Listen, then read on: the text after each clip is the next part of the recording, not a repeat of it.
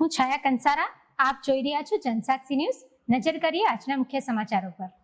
Ankleshwar court સંકુલ ખાતે 2026ના રાષ્ટ્રીય લોક અદાલતનું આયોજન કરાયું હતું। લોક અદાલતમાં વિવિધ પ્રકારના 672 કેસ મૂકવામાં આવ્યા હતા। લોક અદાલતમાં જુદા જુદા 377થી વધુ કેસોનું નિરાકરણ કરવામાં આવ્યું હતું। અંકલેશ્વર કોર્ટ સંકુલ ખાતે એડિશનલ ડિસ્ટ્રિક્ટ જજની અધ્યક્ષતા હેઠળ 2026ની વધુ એક લોક અદાલતનું આયોજન કરવામાં આવ્યું હતું। લોક અદાલતમાં મોટર અકસ્માત વળતર કેસ, સમાધાન લાયક ક્રિમિનલ કેસો, દીવાની દાવાઓ, ફોજદારી કેસો તેમજ મેટ્રિમોનિયલ કેસો સાથે બેંકો અને ડીજીવીસીએલ સહિતના વિવિધ કેસો મળી કુલ 672 જેટલા કેસો મૂકવામાં આવ્યા હતા। કોર્ટ સંકુલમાં લોક અદાલતનો લાભ લેવા માટે ભારે ઘસારો જોવા મળ્યો હતો। લોક અદાલતમાં Ankleshwar bar association, court staff દ્વારા સેવા આપવામાં આવી હતી।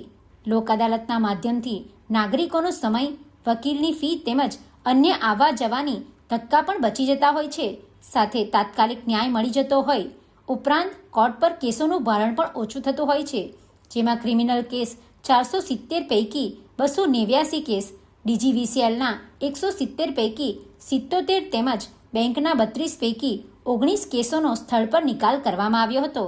રાષ્ટ્રીય કાનૂની સેવા સત્તા મંડળ તથા ગુજરાત રાજ્ય કાનૂની સેવા સત્તા મંડળના ઉપક્રમે આજરોજ અંકલેશ્વર સિવિલ કોર્ટ ખાતે લોક અદાલતનું આયોજન કરવામાં આવેલ હતું, જેમાં જુદા જુદા કેસો મૂકવામાં આવેલા। જે કેસો પૈકી અંકલેશ્વર કોર્ટના ચાલુ કેસોમાંથી 477 કેસો મૂકવામાં આવેલા, જેમાં 289 કેસોનો નિકાલ થયેલ છે।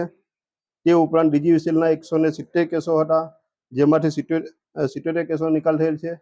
આ ઉપરાંત જુદી જુદી બેંકો, જેમાં bank of Baroda, state bank, Punjab national bank, Gujarat Gramin bank, union bank, bank of India, central bank તથા આઈડીબીઆઈ બેંક દ્વારા પણ ટોટલ 32 કેસ મૂકવામાં આવેલા, જે પૈકી 19 કેસોનો સફળતાપૂર્વક નિકાલ થયેલ છે।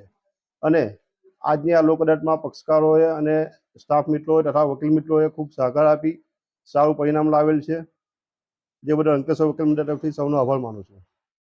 પિન્ટુ મોદી, જનસાક્ષી ન્યૂઝ, અંકલેશ્વર।